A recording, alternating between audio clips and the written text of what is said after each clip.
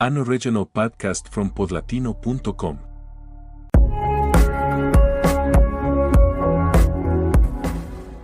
Elvis Presley was more than a singer.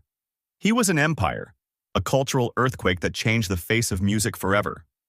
From the moment he walked into Sun Records in 1954, his voice, his look, and his energy ignited a revolution that blurred the lines between black rhythm and blues and white country music. He was adored, imitated, and elevated to a myth.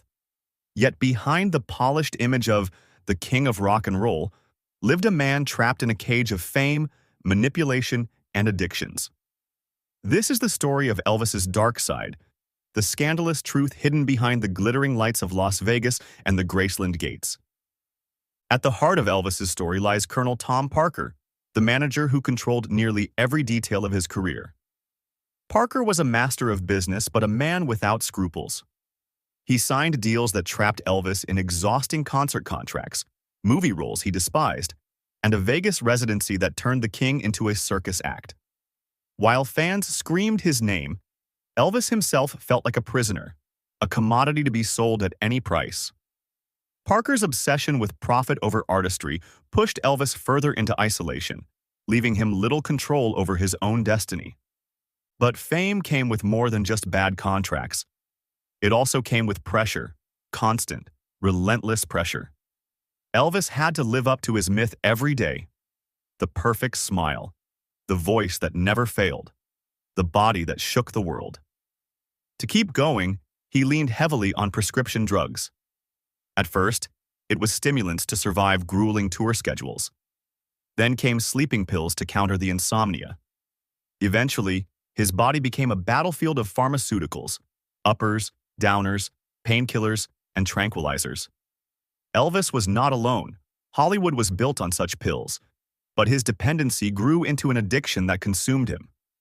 Behind the gates of Graceland, Elvis's personal life was a storm.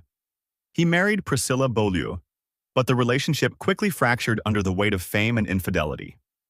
Elvis had countless affairs, some whispered, others splashed across tabloids. He surrounded himself with an entourage, the Memphis Mafia, who shielded him from the outside world but also enabled his destructive habits.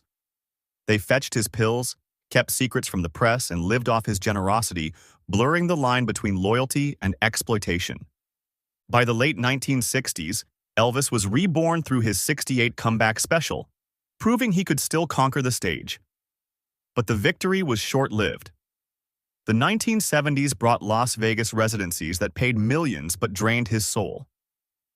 Night after night, Elvis sang in rhinestone jumpsuits to gamblers and tourists, while Parker kept signing contracts that chained him to the casino floor.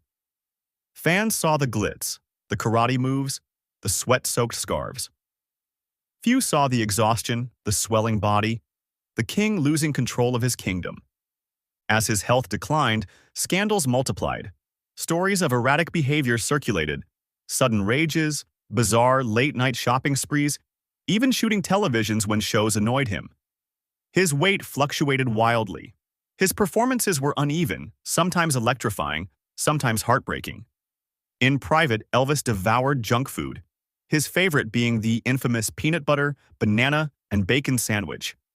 But beneath the excess was a man desperately trying to fill a void that fame could never satisfy. Elvis's death on August 16, 1977, was as shocking as it was inevitable. Officially, it was heart failure. Unofficially, it was the toxic mix of prescription drugs and years of abuse that his body could no longer endure. The king was only 42. In death, as in life, scandal followed. The world mourned, but questions about negligence, addiction, and Parker's role lingered. Graceland became a shrine, but for those who knew him, it was also a mausoleum of what fame had stolen from a boy who just wanted to sing. The tragedy of Elvis Presley is not simply the story of a man undone by fame. It is the story of an industry that devours its stars, a manager who valued money over humanity, and a culture that demanded perfection from a fragile human being. Elvis gave the world unforgettable music, unforgettable moments, and a new cultural identity. But the price was his freedom, his health, and eventually, his life. And so the king remains immortal, forever young in the hearts of millions, even as the dark truth whispers from behind the Graceland gates.